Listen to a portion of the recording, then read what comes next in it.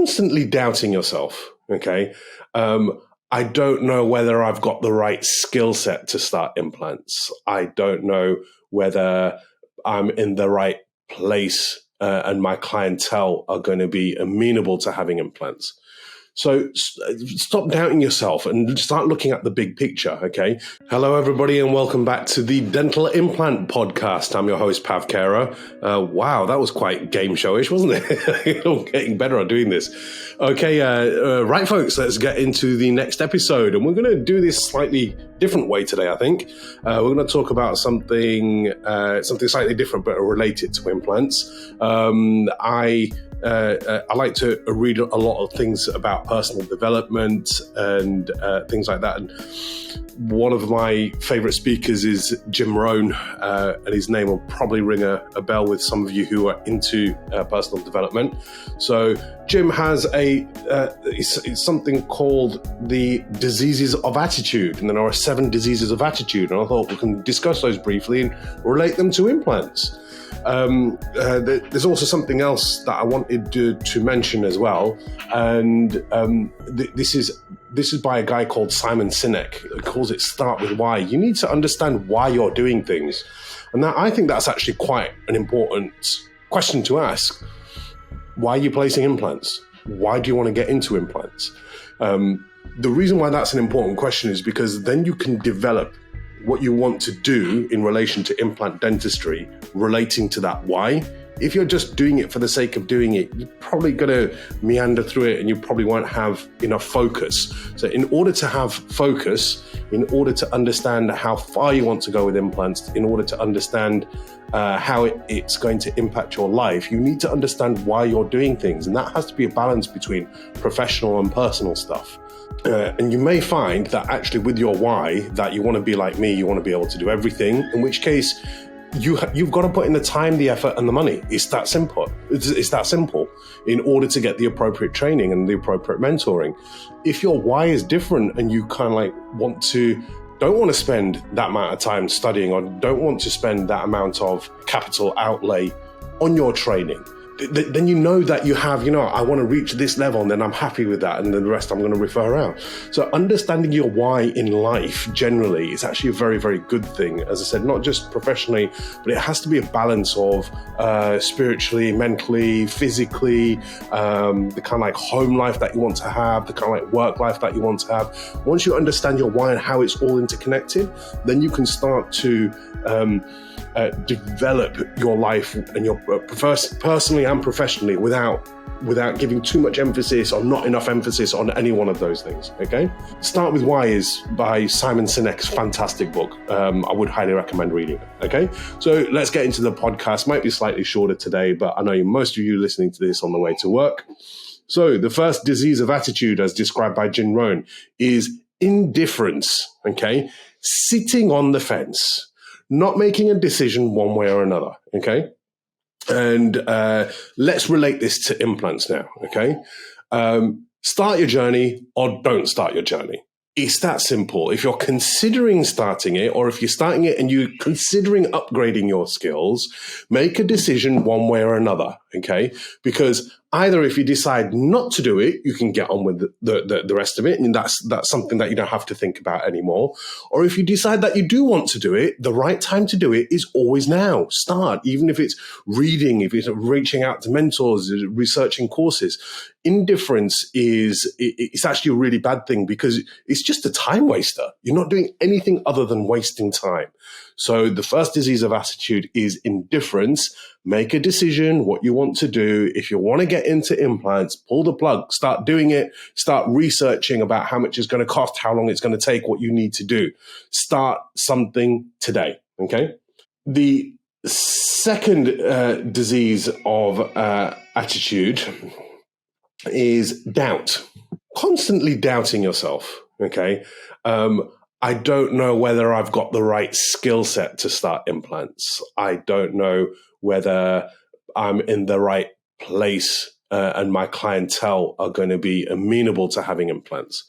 So stop doubting yourself and start looking at the big picture, okay? So just so that anybody here who understands is my clinical practice now is purely based around dental implants. I don't do anything else. All I do is surgery and restore implants. That is it. Okay. And when I first started implants, I was extremely unconfident in any level of surgery. I used to hate the sight of blood, and I was like, why am I starting to get into implants? So what I'm trying to express to you is these are all taught skills. You can learn this stuff. You need to be exposed to enough of it. You need the right courses. You need the right mentors. You need the right training. But anybody can do it. There is not a person on the planet who was born and they were an implant god. Everything has been learned by everybody.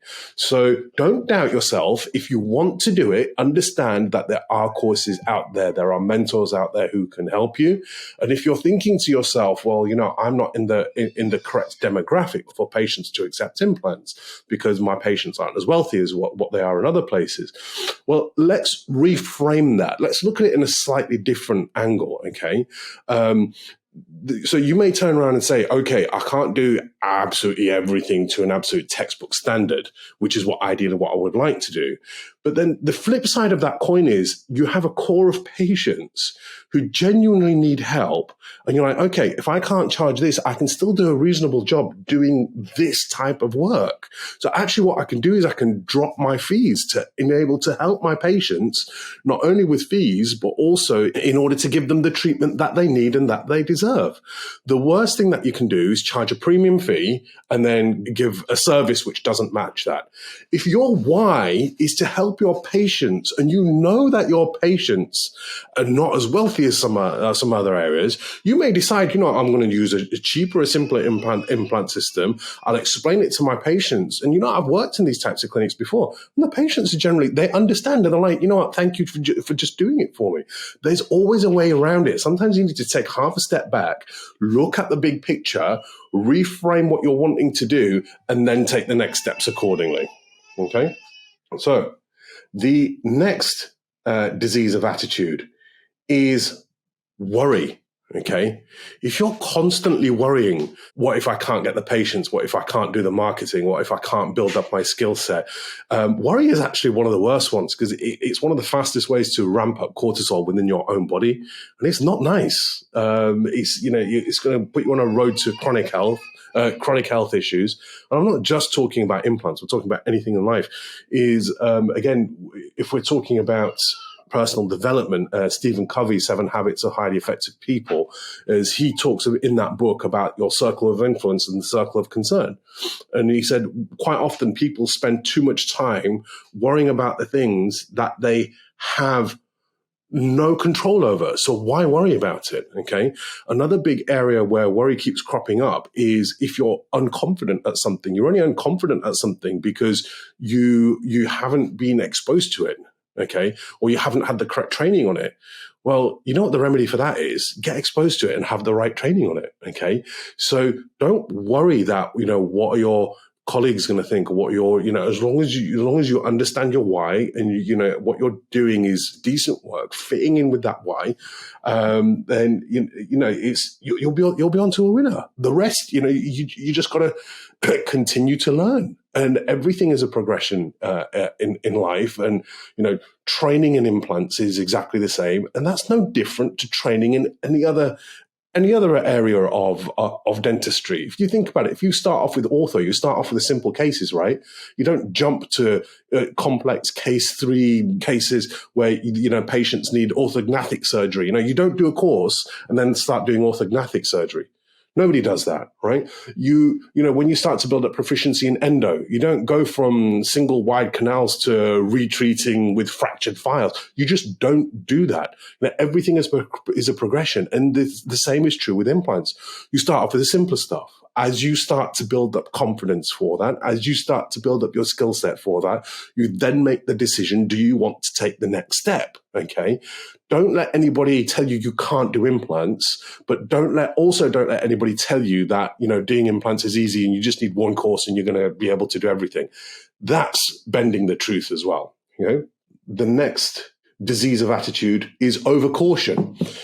Now, we have to be careful as surgeons that we're not practicing completely out of our scope of practice. So let's reframe this. Let's unpackage this for a second.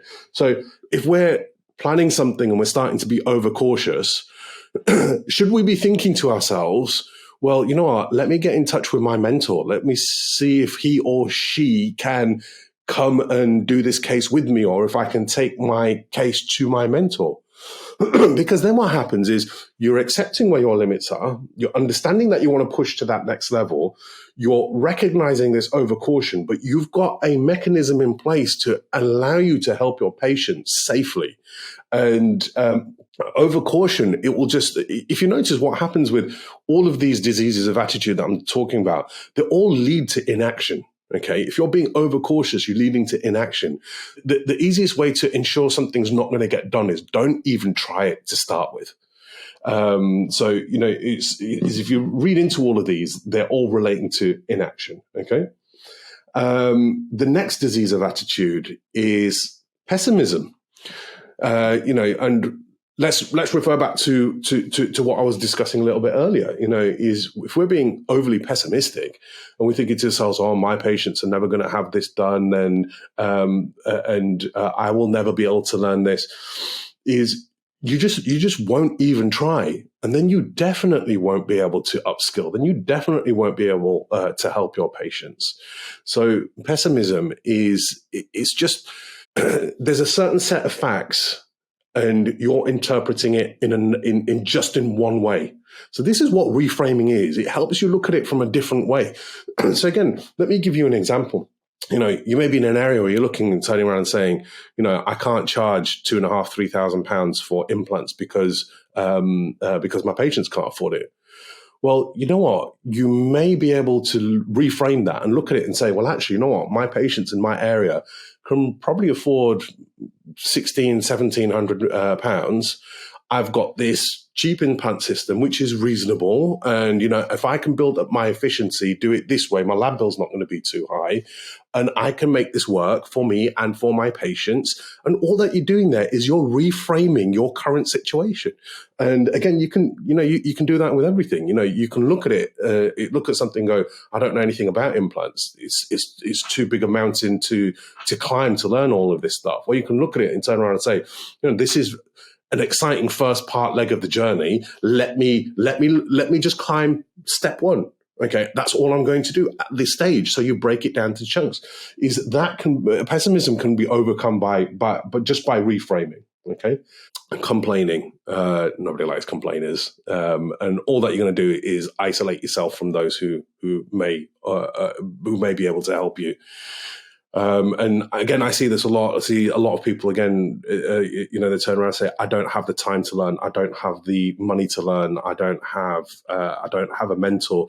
These are all excuses. If I can learn implants, anybody can learn implants. You just need an appropriate plan. So in order to develop an appropriate plan, you need focus as to why you're doing it.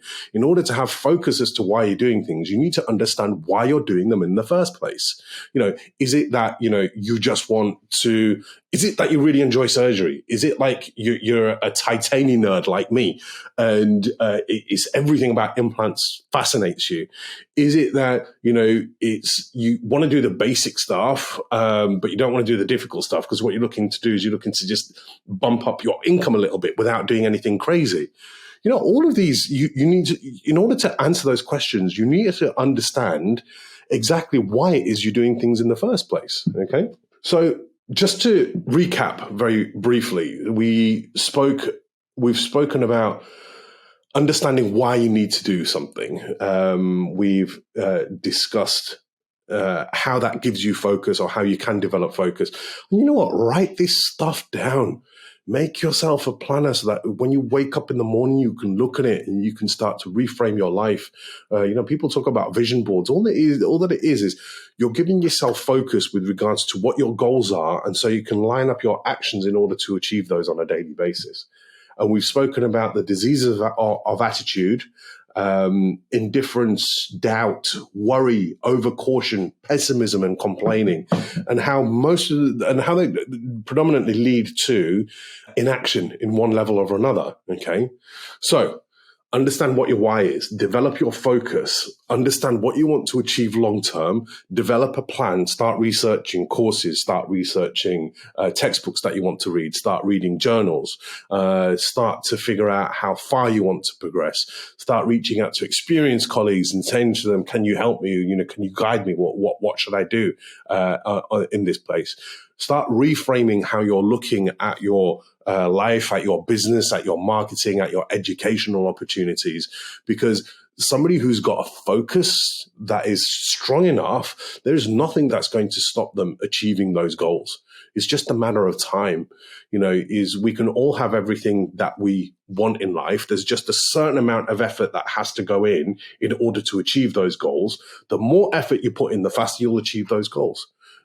You can do it slower if it doesn't fit in with your life. You might be like me. You might have kids. You don't want to spend a year hidden away from everybody just to focus purely on implants. If that doesn't suit you, fine. Then that it's going to take you a longer time. Doesn't mean to say it can't be done. Just means to say that it's going to take you longer. So understand why you want to do things, develop a focus, develop a plan, and start executing it today. All right. So some exciting news, folks. I will be speaking to a friend of mine, Bhuta Singh Ubi, who is a periodontist. We are going to be talking about all things relating to soft tissue and implants. I will be speaking to Kevin Rose. We're going to be touching on communication and why we shouldn't be selling to patients. And I did Kevin's course a few years ago, and it's really good because you need to understand why patients want something so that you can make sure that you align your treatment with what they want. Otherwise, you're going to get yourself into trouble. Okay. At some point, I will be speaking to Stavros, genuinely one of the nicest guys. He's such a brilliant character. And we're going to be talking about grafting and PRF. I've got several more coming up. I'm going to be chatting with one of my colleagues, Jess Maguire, and we're going to be talking about women in implant dentistry. And the reason why I've asked Jess to do it is because she's got a young family, and we're just going to be, and she works with me at Evo, and we're just going to be talking about how she's found her training pathway. So I'm very much looking forward to that. I've got a few more guests lined up. If there's anything that you'd like me to cover, please do let me know. Please ask your colleagues to listen to this podcast. Please share it. It would be greatly appreciated. I have had a couple of people turn around and say, Pav, can we come and do an Evo experience with you at Evo Dental? The answer to that is yes, you can. Okay. The email address that you need to contact is angela.robinson@evodental.com. And an Evo Experience Day is basically you come out and you just shadow us for a day and just see how we do stuff. We don't have a problem doing that. If you want to see my protocols for placing southern implants, come along. If you're not interested in the surgery, but you want to see the milling side of things, fantastic, come along. It's not a problem. If you want to see how well I'm supported with my support staff and nursing staff and how on the ball that they are, come watch them, because I can't do what I do with it without my support staff. So yes, always here to share, and looking forward to speaking to you guys again. And yeah, keep an ear out for more podcasts, because we've definitely got some fantastic guests coming along. Enjoy the rest of your day. I will speak to you guys later. Bye-bye.